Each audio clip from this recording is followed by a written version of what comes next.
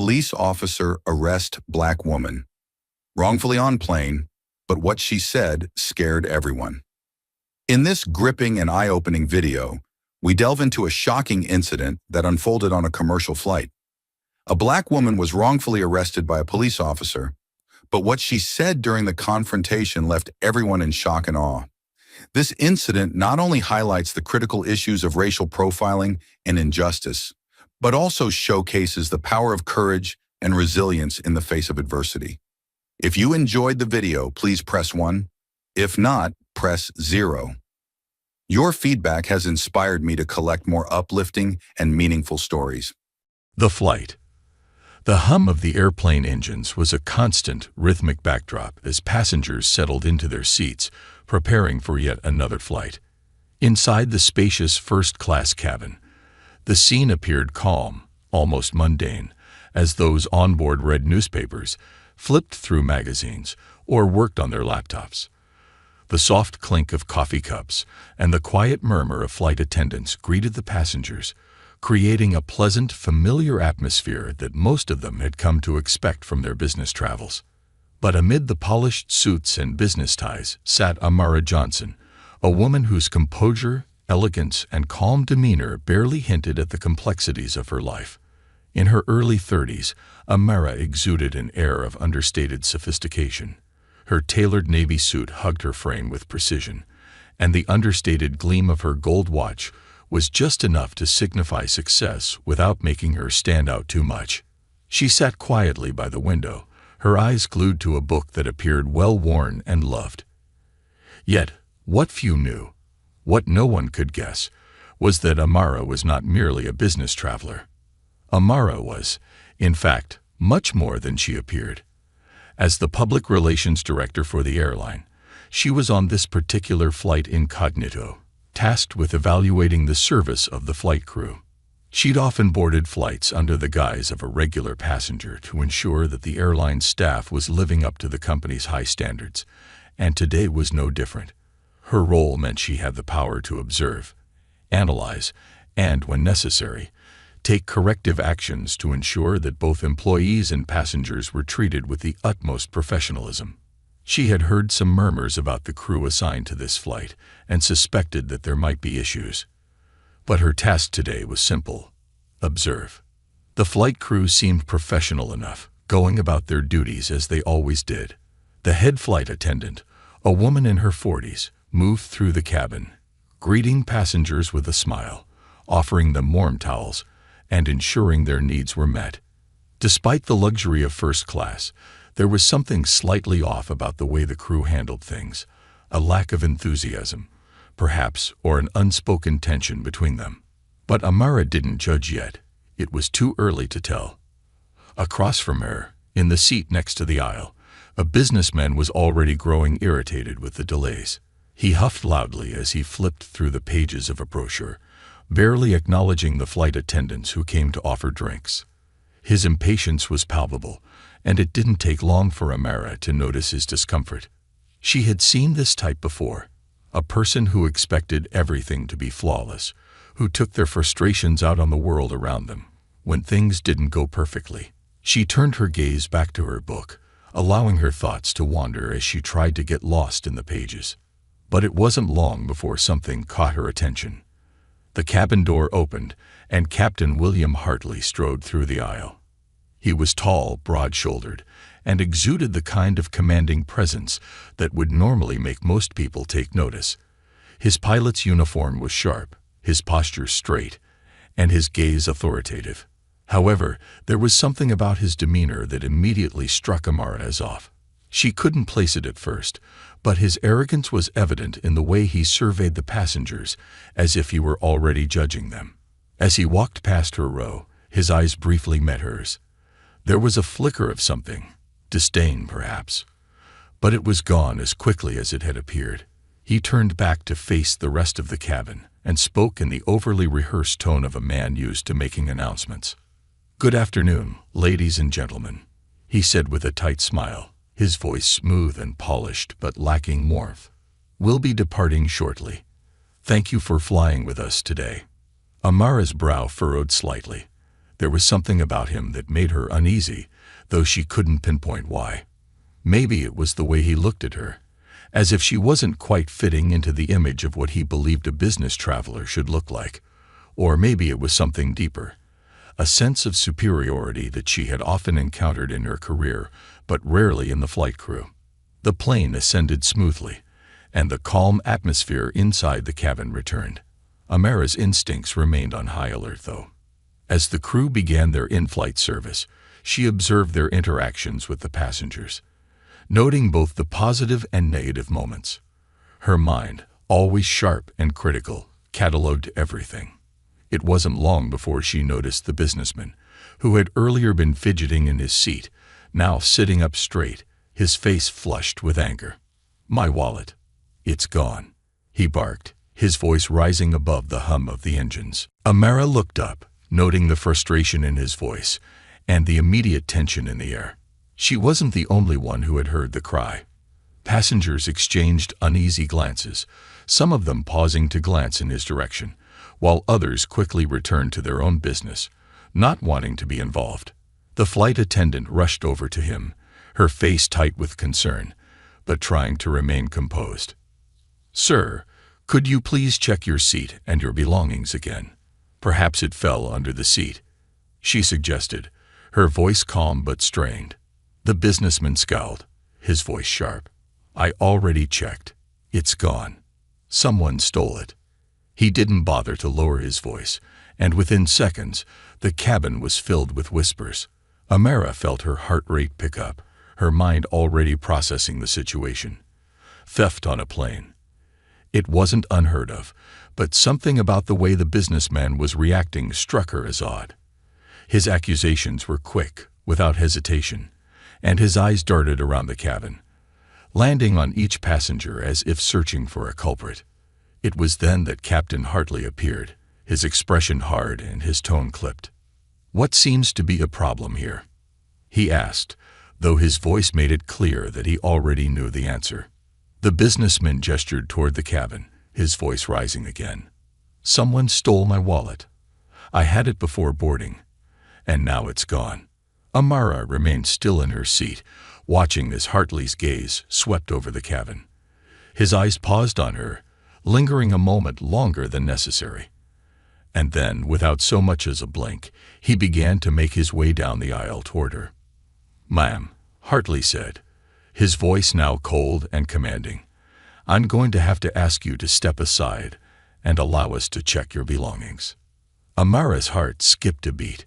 She hadn't anticipated this, but she remained calm, her posture unwavering as she looked up at him. "Pardon me, Captain," she said, her voice smooth yet filled with an edge. "Are you accusing me of theft?" Hartley's gaze hardened, and for a moment, his authority seemed to falter. "I didn't say that," he snapped, but the accusation hung in the air like an unspoken truth. "We need to rule everyone out. Cooperation would be appreciated." Amara's eyes narrowed. She had dealt with this kind of situation before, but not in the way it was unfolding now. This wasn't just about a missing wallet. This was about something else, something more insidious. She could feel the heat rising in the cabin as the passengers began to murmur among themselves, their curiosity piqued. Her response was slow, measured, and deliberate. "I see," she said. "And what evidence do you have to single me out, Captain?" Hartley's face tightened, his demeanor shifting from professional to something darker. The atmosphere in the cabin thickened, the tension palpable. Amara could sense that this wasn't about the missing wallet anymore. Something deeper was at play. And she was beginning to realize that this would be no ordinary flight. The confrontation. The murmurs in the cabin grew louder as Captain Hartley stepped closer, the weight of his presence now filling the narrow aisle. His eyes remained locked on Amara, the accusatory gaze unrelenting. The moment felt suspended in time. Every passenger seemed to hold their breath, waiting for something to happen, not quite understanding what had led to this sudden shift in atmosphere. Amara's mind raced, calculating her next move with the precision of someone who had navigated difficult corporate situations countless times before. But this wasn't a boardroom, And this wasn't the kind of challenge she was used to. This was something else. She had been wrongfully singled out, and she could feel the sting of that injustice deep in her bones. Still, she didn't flinch. She wouldn't. Not now. "I'll ask you again, Captain," Amara said, her voice calm, but with an unmistakable sharpness. "Are you accusing me of theft?" The words hung in the air, heavy and deliberate. Her tone was not one of submission or fear. It was the voice of someone who knew her rights, someone who had built a career on standing firm in the face of adversity. She wasn't going to let this situation spiral any further into humiliation. She had worked too hard to let it be undone by a man who hadn't even bothered to ask the right questions. Hartley's gaze hardened, his jaw tightening. He clearly hadn't anticipated this level of resistance from a passenger. His eyes flickered briefly to the businessman's seat, where the man still fumed, pointing his finger toward Amara as if she were the criminal. But Amara noticed something else in the captain's gaze. It wasn't just about the wallet. This was personal. It wasn't the first time someone had crossed Hartley, and it seemed that he wasn't prepared to let this perceived slight go without retaliation. "I didn't say you were the thief, Ma'am," he said, his voice laced with thinly veiled condescension. "But we need to rule everyone out. Cooperation is appreciated." His words dripped with an arrogance that bordered on insult. It was clear he had already made up his mind. Amara could feel the anger rising in her chest, but she refused to let it show. She had long since learned the art of controlled anger, of keeping it buried beneath a mask of calm. The more he tried to push her, the more resolute she became. She was no longer a passenger caught in an uncomfortable situation. She was someone with authority, someone who would not tolerate this kind of treatment. "Captain," Amara said coolly, folding her arms across her chest, "I suggest you reconsider your approach. If you're accusing me of theft, you'll need to provide evidence. Otherwise, I'll have to report your behavior to the airline authorities." Her voice was steady, unwavering. The words had an immediate effect. Hartley froze, his expression faltering for just a moment. For the first time since this confrontation began, he seemed to hesitate. It was clear he hadn't expected such an assertive response, and his arrogance faltered just enough for Amara to gain a small, but important, victory. For a moment, the cabin was silent, the tension thick and uncomfortable. The flight attendants, who had been standing on the sidelines, now looked at one another nervously. They were too afraid to intervene directly, unsure whether they should side with the captain or support the passenger who was clearly being wronged. The businessman, meanwhile, sat back in his seat, his face turning a deep shade of crimson, as the realization of his mistake began to dawn on him. His earlier certainty about Amara's guilt was now replaced by an uneasy discomfort. He muttered something under his breath, but Amara didn't pay him any attention. She was focused solely on the captain. Hartley finally seemed to gather himself, but the forced smile he gave Amara didn't reach his eyes. "Very well," he said, his tone now more patronizing than before. "We'll need to search your belongings to ensure there's no misunderstanding." Amara raised an eyebrow. "Captain, I believe you are aware that there are specific protocols for searches. You cannot simply accuse a passenger without proper cause and expect them to comply with such a request." Her words were firm, every syllable calculated to ensure that he understood the gravity of what he was suggesting. The flight attendants exchanged a glance, clearly unsure of what to do next. One of them, a young woman with wide eyes, stepped forward hesitantly. "I can perform the search, Captain," she said quietly, her voice trembling slightly as she directed her gaze at Amara. She was clearly uncomfortable with the situation, but also seemed to feel compelled to follow the captain's orders. Amara met the young flight attendant's gaze and offered a small nod. "Please," she said, her voice soft, but still filled with authority. "You may inspect my bag, but I'd advise you to proceed cautiously. This is not how these things are supposed to be handled." The attendant nodded, and with trembling hands, began to unzip Amara's neatly packed carry-on bag. As the attendant rifled through the bag, Amara sat back, her eyes never leaving Captain Hartley. He was watching, his arms crossed, his gaze unwavering. But there was an edge to it now, an unease that hadn't been there before. The flight attendant's fingers moved quickly through the contents, sorting through a tablet, a leather-bound notebook, a pair of neatly folded scarves, and a small bottle of hand lotion. There was no wallet, no contraband, nothing that could explain the accusation. The young attendant paused, her brow furrowing as she continued to search through the contents, seemingly unable to believe that there was nothing to find. "I don't see anything, Captain," she said in a quiet voice. Hartley's face darkened as he stepped forward, his frustration growing. "Check again," he ordered curtly. His tone was sharp, and there was a momentary flash of something darker in his eyes, a look that seemed to suggest he wasn't willing to let go of his accusation so easily.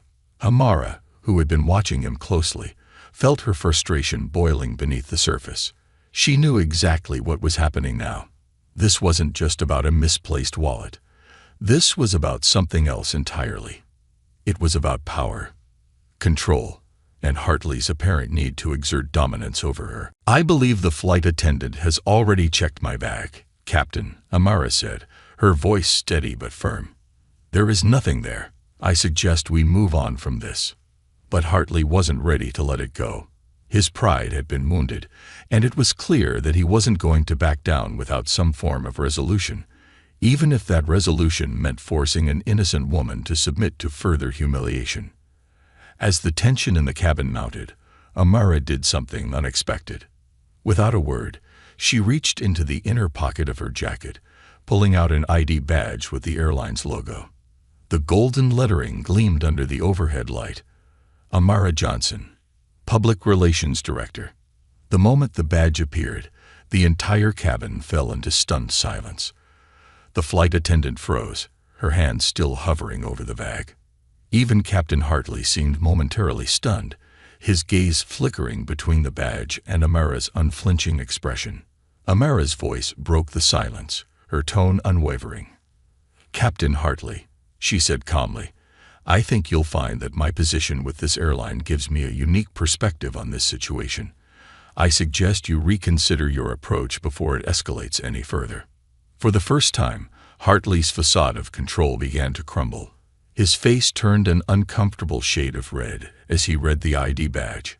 His arrogant smile faded into something more akin to disbelief, and the prideful confidence that had characterized him only moments ago seemed to evaporate. He didn't know what to say.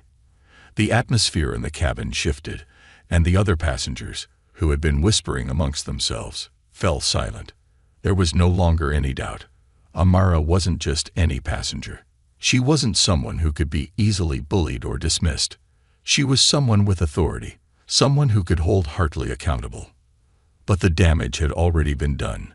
The tension in the air had reached a boiling point, and Amara knew that the situation was far from over. There would be consequences for this encounter, for Hartley's actions, and for the way the crew had allowed this incident to unfold. And as the passengers resumed their quiet murmurs, Amara sat back in her seat, her mind already planning her next move. She was done being passive. This wouldn't end with a simple apology. Not when it came to issues of discrimination and abuse of power. Not when it came to someone who thought they could get away with it just because they wore a uniform. It wasn't over. Not by a long shot. The turning point. The plane settled into a heavy silence, the hum of the engines barely noticeable against the palpable tension in the air. For Amara, it felt as though time had slowed down, each moment stretching out longer than the last. The confrontation with Captain Hartley had shaken her, but in a way that sharpened her resolve. She wasn't just defending herself anymore. She was standing up for something much larger than one flight, one captain, or one incident. This was about accountability. This was about fairness. And this was about ensuring that people like Hartley couldn't wield their power without consequence. She glanced around the cabin, seeing the mix of uncertain, curious, and in some cases, apologetic faces of the other passengers. The businessman who had falsely accused her was now looking away, his earlier bravado nowhere to be seen. Amara could sense his discomfort, his embarrassment, but it wasn't enough. His ignorance had put her in this position, and she wasn't about to let it go without making sure that everyone in the cabin, including him, understood the consequences of jumping to conclusions. The flight attendants, meanwhile, had resumed their duties, but their demeanor had changed. There was a noticeable shift in their attitude, a nervous energy that hadn't been there before. Amara knew they were all aware that something had just shifted in the balance of power on the plane. They had witnessed the captain's lapse in judgment, his abuse of authority, and now they had witnessed the consequences. But it wasn't just the flight crew who were affected. As the flight progressed, Amara couldn't shake the nagging feeling that the incident wasn't yet finished. She knew that Hartley wasn't going to let it slide so easily. There was still an element of pride in him, a need to prove himself.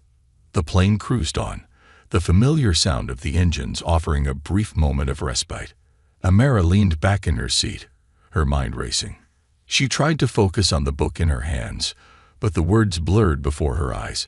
Instead, her thoughts turned inward, replaying the confrontation in vivid detail. The captain's attempt to intimidate her, the unjust accusation, the way he had tried to frame her as the criminal.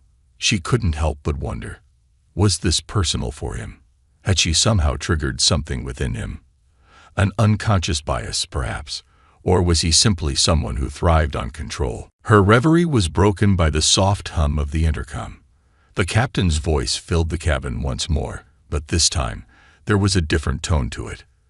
The usual attempt at authority was replaced with something else, an edge of frustration. "Ladies and gentlemen," Hartley began, his voice smooth but tight, "we are currently experiencing a slight delay. Please remain in your seats while we adjust our route for safety reasons. We appreciate your cooperation." Amara's brow furrowed. Safety reasons. There was no indication of turbulence or weather interference. No notice of any aviation-related concerns. The flight had been smooth thus far. She was no expert in aviation, but even she knew that something didn't add up. She felt a chill crawl up her spine. This was no ordinary delay. It wasn't long before the plane began its descent, the once smooth ride now marred by an odd sense of unease. Amara watched as the ground below grew closer, but it wasn't the descent that had her attention. It was the sudden shift in the air around her, the way the flight attendants began to exchange nervous glances. They, too, could sense something was wrong. Something had shifted, and Amara's instincts told her it was more than just a simple delay. The captain was up to something, and she wasn't going to let it go unchecked. As the plane landed at a small regional airport, Amara felt the weight of the situation settle into her chest. The aircraft rolled smoothly to a stop, but outside the window, a cluster of flashing red and blue lights greeted them. Amara's gaze sharpened, her heart rate quickening. Security personnel were waiting on the tarmac, their presence unnervingly conspicuous. She looked around the cabin again, noting the hushed whispers and confused expressions of the passengers. It was happening. The captain had gone further than she expected. He had called for airport security to meet the plane. But why? What had he told them? What was his angle? Amara's mind raced as she felt the tension in the cabin spike. The flight attendants began to move with urgency now, assisting passengers with their seatbelts and preparing them for the unexpected landing. Amara stood from her seat, her movements deliberate. She had already made up her mind. She wasn't going to be the one caught off guard this time. As she gathered her things, she caught the eye of Mia, the young flight attendant who had searched her bag earlier. The girl's eyes were wide with worry, her hands trembling as she worked. Amara gave her a brief, reassuring smile, but it was clear Mia didn't share the same sense of calm. The plane's door opened, and Amara stepped into the aisle, her bag slung over her shoulder. She could feel the eyes of the other passengers on her, some sympathetic, some apprehensive. The flight attendants hurried the passengers off the plane, their forced cheerfulness doing little to mask the tension. As Amara made her way toward the exit, she saw Captain Hartley standing near the top of the stairs, his posture stiff, his expression a mask of forced politeness. "Miss Johnson," he said, his voice dripping with insincerity, I'm afraid I must insist you disembark first. Security needs to speak with you." His words were a thinly veiled attempt to regain control of a situation that had quickly slipped beyond his reach. Amara looked up at him, her gaze unwavering. Her heart beat a little faster, but it wasn't fear, it was resolve. "Captain Hartley," she said slowly, her tone sharp and controlled. "I think it's time you reconsider your actions." She paused, letting her words sink in. "You've made an error in judgment, and I suggest you take responsibility for it before this situation escalates further." She didn't give him a chance to respond. Instead, she walked past him, her back straight and her stride purposeful. As she stepped out onto the tarmac, she was met by two senior security officers, their faces uncertain but professional. Amara reached into her bag and retrieved her airline ID, handing it to the officer without a word. "Miss Johnson, we weren't aware of the situation," the lead officer said, his voice strained but respectful. "We'll need to talk to you about what happened." Amara nodded, her calm composure unwavering. "I'll cooperate, but I suggest we make this quick. Captain Hartley's actions today are unacceptable, and I won't be leaving here until the matter is resolved." Behind her, she could hear the shuffle of passengers disembarking, their murmurs filled with confusion and curiosity. As she walked with the officers toward the terminal, she saw Hartley standing at the top of the stairs, watching her, his earlier smugness replaced with an uncomfortable unease. The scene was shifting, and she knew it. She was no longer just a passenger caught in an unjust accusation. She was a force to be reckoned with, and Hartley was about to realize it. Amara and the officers entered a small private conference room inside the terminal, a space that felt stark and sterile against the backdrop of the drama unfolding. The door closed behind them, cutting off the sounds of the airport outside. It was just her, the security officers, and the captain. As the door shut with a soft click, Amara turned to face Hartley, who had followed them into the room. His posture was stiff, but his bravado had crumbled. He no longer stood tall. Now he was just a man facing the consequences of his actions, and Amara was the one holding him accountable. "Captain Hartley," she said, her voice calm but firm, "before we proceed, I want to make one thing very clear. What you've done today is not just an error in judgment. It's a violation of trust, not only with me but with everyone on this flight." She paused, letting her words sink in. "You've embarrassed this airline, and you've created a hostile environment. There are protocols for handling situations like this, but you chose to ignore them." The captain shifted uncomfortably, but he didn't speak. His mouth was set in a tight line, his eyes avoiding hers. He could no longer muster the same arrogance he had displayed earlier. Instead, he seemed like a man cornered by his own decisions. "You don't understand," he muttered, his voice barely above a whisper. "I had to do something. I was protecting the safety of the flight. I thought." His voice trailed off. Amara cut him off. "No, Captain, you weren't protecting anyone. You were abusing your authority. And now you'll be held accountable for it." Her words were like a closing door, final and unyielding. And as the tension in the room grew thicker, she realized that Hartley's time of unchecked power was coming to an end. He wasn't just facing consequences for one misstep. He was facing the consequences of a life built on abusing power in small, subtle ways.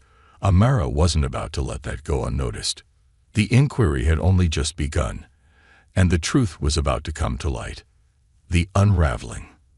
The conference room felt colder than it should have. The sterile fluorescent lights above hummed softly, casting harsh shadows across the faces of the three people in the room. Amara stood at the center, arms crossed, her gaze unwavering. Captain Hartley was seated at the far end of the table, his posture rigid and uncomfortable, while the two security officers flanked either side of him, their presence a silent but firm reminder of the gravity of the situation. There was a palpable tension in the air, a crackling unease that only seemed to grow with each passing moment. For Amara, the moment had arrived.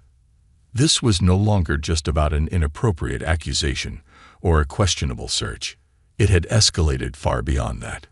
It was now a question of accountability, integrity, and ensuring that no one, no matter their rank, their title, or their position, was above reproach. Hartley had made the mistake of thinking he could get away with his actions, and now she was here to make sure that he paid the price. She took a step forward, breaking the silence. "Captain Hartley," she began, her voice steady but filled with authority, "I think we need to go over the details. Your actions today weren't just a violation of protocol. They were a deliberate attempt to exert control over a situation that you didn't understand." She paused, watching as he squirmed under her gaze. "And you did it at the expense of a passenger, me. And that cannot, and will not, be allowed to go unchecked." Hartley's face flushed a deep shade of crimson, and for a moment it seemed like he might argue. His lips parted, but the words caught in his throat as though he had lost the ability to defend himself. The bravado he had once carried with him was slipping away, piece by piece. His eyes darted toward the security officers, who had begun reviewing documents on the table, as though seeking reassurance. But no one was offering him a lifeline now. "You think this is about you?" Hartley's voice broke through the silence, though it was weaker than before. "I was just trying to do my job. You don't understand the pressure we're under as flight crew. The risk of theft, sabotage, or worse." His voice trailed off, but his eyes flickered toward the window, as if trying to distance himself from the conversation. He could feel the walls closing in. Amara didn't flinch. She had seen this before. The deflection, the attempt to turn the tables. It was a common tactic for those who thought they could bully their way out of situations. But this time, it wasn't going to work.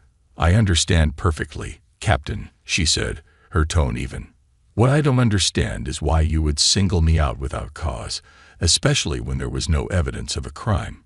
You bypassed standard procedure, ignored company policies, and acted on your own biases." The lead security officer, Lieutenant Reyes, had been quietly listening from the sidelines, but now she interjected.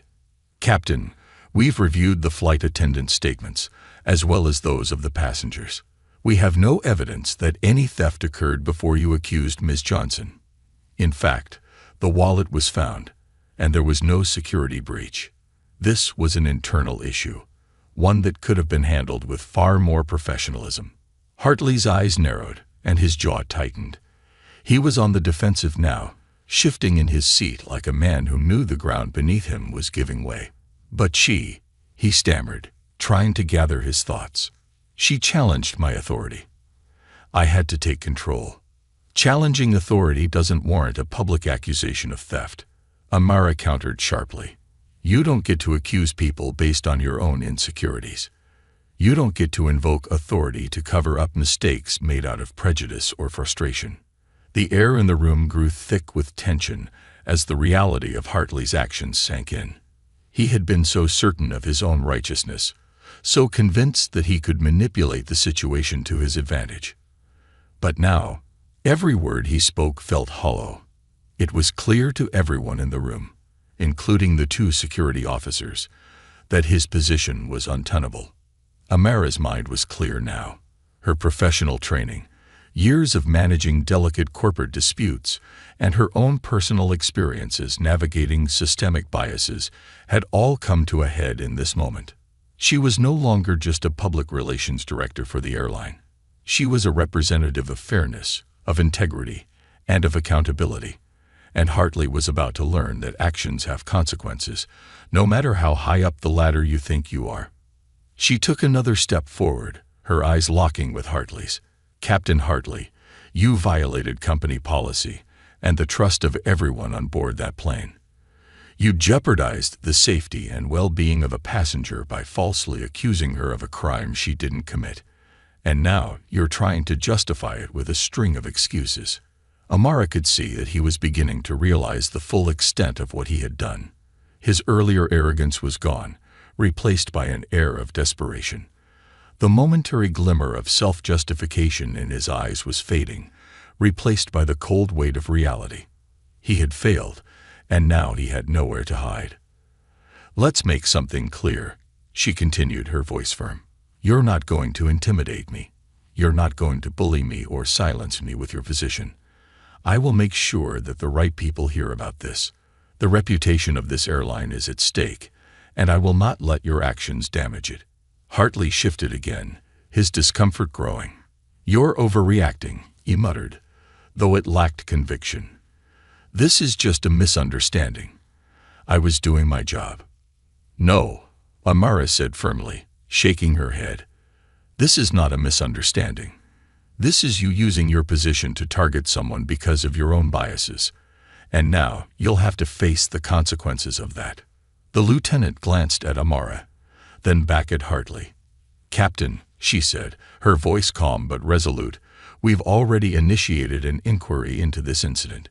Your actions have raised serious concerns about your ability to perform your duties. It's clear that you acted recklessly, and now we'll be investigating this matter further. Hartley's face paled as the realization hit him. This wasn't just about getting away with his behavior. This was about his career, his reputation, and everything he had worked for. And all of it was unraveling before his eyes. The phone on the desk buzzed, and Lieutenant Rice answered it. The voice on the other end was brief, but it carried a sense of finality. When the call ended, she looked at Amara. The CEO has been briefed. He wants to speak with you. Amara nodded. She had anticipated this call. The wheels were already turning, and it was clear that this wasn't going to be swept under the rug. Thank you, Lieutenant, she said, her voice steady. As the security officers made their way out of the room, Amara stayed seated. Her heart was still racing, but she had a sense of calm that came from knowing she had done the right thing. The ball was now in the hands of the company. It was no longer just about one man's behavior. It was about sending a message to everyone in the organization that accountability mattered, that justice mattered. The door opened, and a figure entered. James Delacroix, the CEO of the airline. His presence filled the room as he walked in with purpose, his sharp suit and calculating gaze giving him an air of authority. He wasted no time in greeting Amara. I've been briefed on the situation, and I want to say, first and foremost, that I'm sorry you had to go through this, Amara. Amara stood up and met his gaze, her expression calm but resolute. Thank you, James, she replied. But what matters now is what the company is going to do about it. Delacroix nodded. I agree.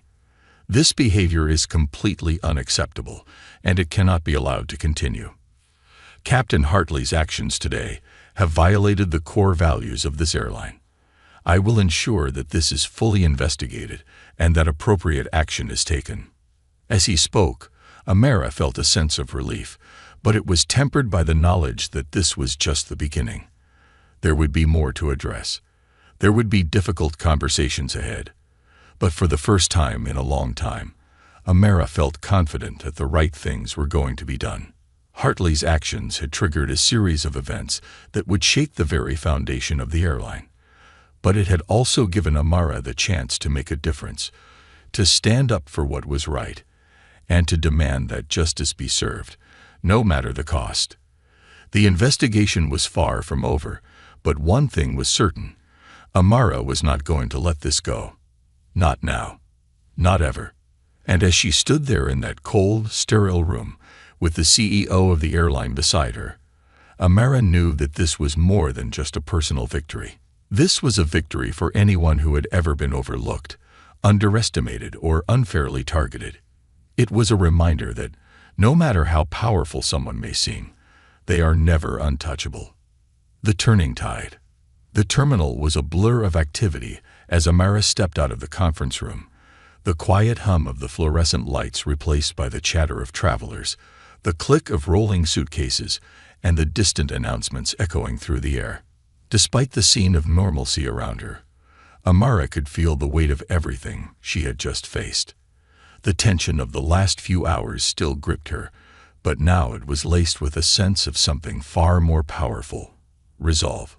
She had stood her ground, and she had done it for far more than just herself.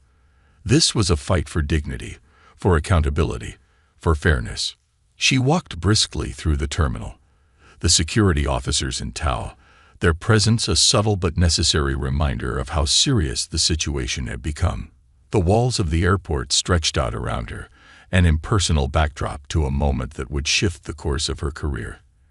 And possibly the airline's future. Captain Hartley, meanwhile, had already been escorted away. His earlier smugness had evaporated like mist in the morning sun. Amara could almost feel his humiliation hanging in the air. He was a man who thought he was untouchable, a man who believed that his rank could shield him from consequences. But now, as the reality of the inquiry set in, Amara could see that he had been brought low, his arrogance shattered like glass under the weight of his own actions. Her phone buzzed in her hand, and she glanced down to see a message from her superior, James Delacroix. The brief text read, "Excellent work today, Amara. We need to discuss next steps. Meet me in my office." She exhaled slowly, taking a moment to collect her thoughts. This was only the beginning. The airline's leadership was now fully involved, and Amara knew that the road ahead wouldn't be smooth. But she wasn't one to back down. Not now. Not ever. She entered the private lounge, her heels clicking against the polished floor, a steady rhythm that mirrored the pulse of her determination. A few other staff members were scattered around, their conversations low as they took a break from their duties. Amara's presence immediately quieted the room. They had all heard whispers of the incident. Some were curious, others, perhaps, more sympathetic. But Amara's focus was on the matter at hand. A few minutes later, she was escorted to Delacroix's office. His assistant greeted her with a polite nod, and within moments, Amara was standing before James Delacroix. The CEO was seated behind a large desk, a sleek modern space that reflected the precision and control he was known for. But there was something different in his eyes today. Something unspoken. He was, as she suspected, already well aware of the gravity of what had unfolded. "Amara, please," he gestured to the seat across from him. "Sit down." She complied, her posture as straight and commanding as always. "Thank you for the message, James." Delacroix nodded, folding his hands in front of him. "Let's get right to it. I've reviewed the reports from today's events, and I have to say, I'm impressed by how you handled yourself. But we both know this is bigger than one man's misconduct. We need to think beyond just a reprimand." Amara felt a knot tighten in her chest. She had expected this, but hearing it out loud still made her stomach churn. "I've been in this business long enough to know that words are meaningless without action," she replied coolly, her voice unwavering. "What happens now is critical." James Delacroix's eyes met hers, and for a moment, there was a silence that hung between them. He was weighing something, considering how best to move forward. He leaned forward slightly, as if making a decision. "I agree. Hartley's actions were not just a breach of policy, they were a breach of trust. A trust between the airline and its passengers, and between the airline and its staff. That trust is something we cannot afford to lose. But more than that, Amara, this is an opportunity for us to do better, to do more, to set a precedent that will be felt beyond this particular incident." Amara's brow furrowed as she listened. "A precedent?" she asked, though she knew exactly where he was going with this. "What do you mean?" He exhaled, then leaned back in his chair. "We're at a crossroads. People are paying attention to us now. The media will pick up on this. The public will demand answers. If we don't act decisively, this will become more than just a scandal. It will be a signal that we tolerate this kind of behavior, that we allow prejudices to go unchecked. But if we take swift, transparent action and put new policies in place, we can turn this around. We can make it clear that we are committed to holding everyone, from the ground crew to the top executives, accountable." Amara's heart beat faster now. This was more than just the investigation into Hartley. This was an opportunity to reshape the culture of the airline, to set a new standard for professionalism, inclusion, and integrity. The weight of it settled on her shoulders, but she welcomed it. This was exactly the kind of challenge he had been preparing for her whole career. "I'm in," she said without hesitation. But we need to move quickly. If we're going to change things, we have to start with training, with rethinking our hiring practices, with putting clear anti-bias protocols in place. We also need to address how we respond to complaints from passengers and staff. No one should ever feel unsafe or targeted the way I was. Delacroix's eyes narrowed thoughtfully. Then he nodded. I agree. We'll need to review our internal processes immediately. But we also need to be transparent with the public. I want a statement ready by tomorrow, outlining our commitment to systemic change. We'll need to hold a press conference, make it clear that this is the beginning of something bigger. Amara could feel the shift, the pull of momentum gathering speed. And Hartley. Delacroix's face hardened. He's done. We're suspending him immediately while we conduct a full investigation. If everything checks out, he'll be terminated. I won't let him tarnish our reputation any further. A small but significant sense of relief washed over Amara. She had known that Delacroix would follow through, but hearing it confirmed was crucial. Hartley's actions would not be swept under the rug. It was the only way forward if the airline was going to salvage its integrity. The conversation turned to logistics, how to implement the changes, when to announce them, and who would be responsible for overseeing the transition. Amara felt the full weight of what was required, but she didn't flinch. This was a battle she was ready to fight. The airline's culture was about to change, and she was at the heart of it. As the meeting came to a close, Delacroix rose from his chair, signaling that their work wasn't finished yet. Amara, he said, his tone softer now, I know this hasn't been easy. But you did the right thing. You didn't just protect the airline. You protected its values. And for that, I'm grateful. She stood as well, meeting his gaze. Thank you, James, but we're not done yet. This is just the beginning. As she walked out of his office, her mind raced. She had made it through the first hurdle, but the real work was just beginning. The airline's culture would have to be redefined from the ground up. There would be resistance, no doubt. Change was always met with resistance, especially when it meant dismantling old systems of privilege and bias. But Amara was determined. She had seen firsthand the damage that unchecked power could do, and she was not about to let it continue. She was ready to lead this change, no matter the cost. And as she stepped back into the terminal, her phone buzzed again. It was a text from one of the flight attendants from earlier. Just heard the news. Proud of you. You stood your ground. Amara smiled faintly. It was the kind of message that made it all worth it. The tide was turning. And this time, she wasn't backing down. The ripple effect. The following days unfolded with an intensity that Amara hadn't quite anticipated.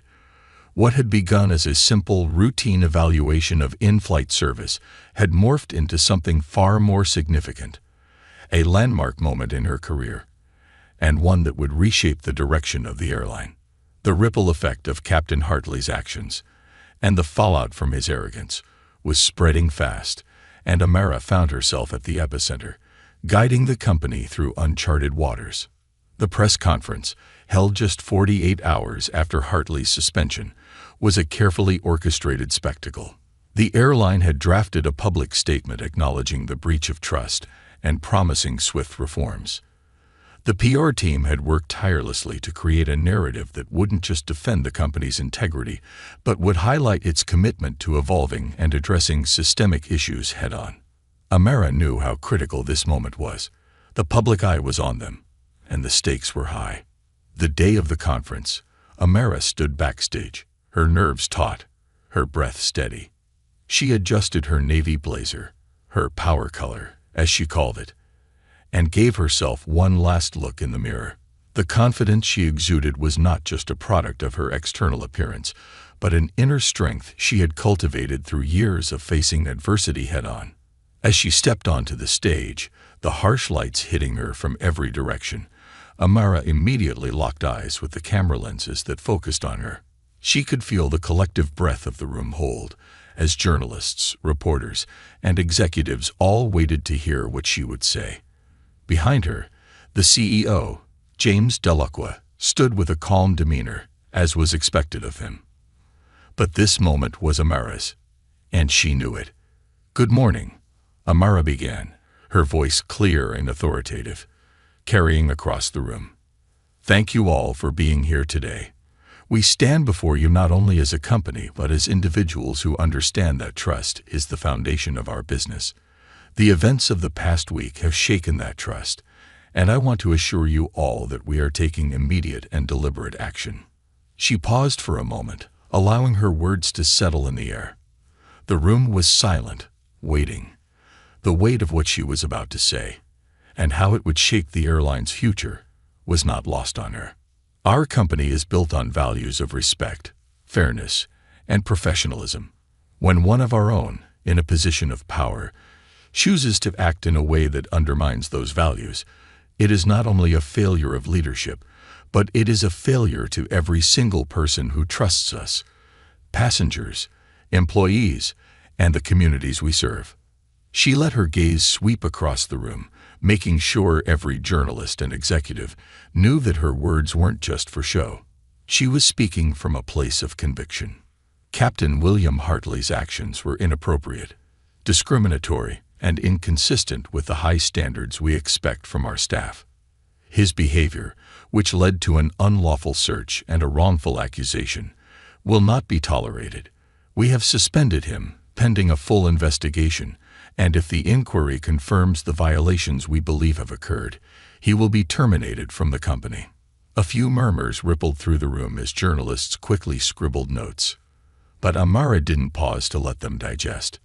There was more to be said. "This is not simply about one individual's misconduct," she continued, her voice unwavering. "It is a reflection of a culture that must evolve. We must ensure that such behavior is not allowed to fester in the first place. In response to this incident, we are implementing several key initiatives to address biases in our hiring and training processes. We will be conducting a full audit of our company's diversity and inclusion policies. We will increase anti-bias training for all employees, including the flight crew and ground staff.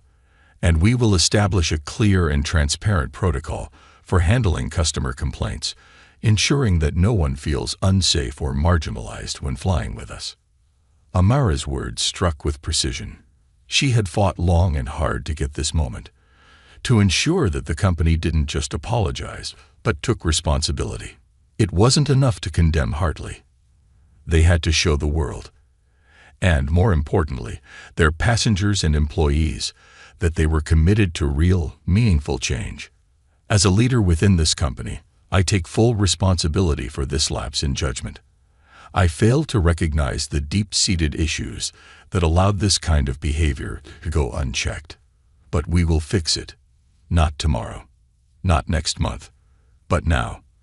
And I will be here to ensure that these changes are not just words on a page, but actions that are felt across every corner of this company." She allowed herself a brief but significant pause before she added, "We owe it to you, our employees, our passengers, and our community, to make this right." The room was silent, save for the clicking of cameras and the occasional scratch of pens. Amara felt her heartbeat steady, knowing that she had delivered the message with the strength and sincerity it required. The questions began, as expected. The journalists were hungry for details. Some were skeptical, some outright challenging, but Amara remained poised, answering each inquiry with a calm confidence. When the conference concluded, she stepped off the stage with a sense of quiet satisfaction. This wasn't over, not by a long shot, but it was a beginning, a reset. And as she exited the conference room, James Delacroix approached her with a small, approving nod. "You did well, Amara," he said, his voice low enough to be heard only by her. "This is the direction we need. You've set the tone." She didn't smile, but the recognition in his words meant something. It was rare for Delacroix to offer compliments, but in this case it was warranted. She had navigated the situation with grace, and more importantly, with the kind of leadership that not only demanded respect but would earn it. Over the next few weeks, Amara continued to stay at the forefront of the company's efforts to implement the changes she had promised. The task was daunting. Changing the culture of an entire organization, especially one as large as the airline, was no small feat. But she was prepared for the challenge. Each meeting, each conversation, each training session was another step toward creating a company that reflected its values, values that included integrity, respect, and accountability. It wasn't easy. Resistance came from unexpected places. Some employees, especially those with seniority, bristled at the idea of being told they had biases. Others were simply uncomfortable with the sudden shift in the power dynamics. The new training modules were met with skepticism by those who had been part of the airline's culture for years. There was grumbling in the halls, whispers in the break rooms. But Amara didn't falter. She held one-on-one meetings with department heads, with the flight crews, with managers who were on the front lines. She spoke plainly, always with a focus on why these changes mattered not just to the company, but to the people who made it great. Slowly, the murmurs began to subside. Resistance didn't disappear overnight, but it started to soften. The more Amara pushed for the changes, the more people began to see the bigger picture. But it was the smaller victories, the stories she heard from employees who felt heard for the first time, the passengers who wrote to the company thanking them for their transparency, that kept her going. She didn't need instant results. She knew that the path to lasting change was slow and incremental, but as she saw the shift happening, she felt a deep sense of purpose. One evening, after a particularly long day of meetings, Amara stood at the window of her office, looking out over the city. The sky was painted in hues of orange and pink as the sun began to set. Her phone buzzed again, and she glanced down to see a text from one of her closest friends. "Proud of you. This isn't just a win for the company. It's a win for every person who's ever felt like they didn't belong." Amara's heart swelled. That was the moment she realized just how far this journey had taken her. This wasn't just about fixing a flawed system. It was about creating a legacy, one where fairness, dignity, and respect weren't just ideals but lived realities. And as she stood there, watching the last light of the day fade, Amara knew one thing for certain. This was only the beginning. The ripples she had set into motion would continue to spread, changing not only the airline but the industry itself. She was ready for whatever came next.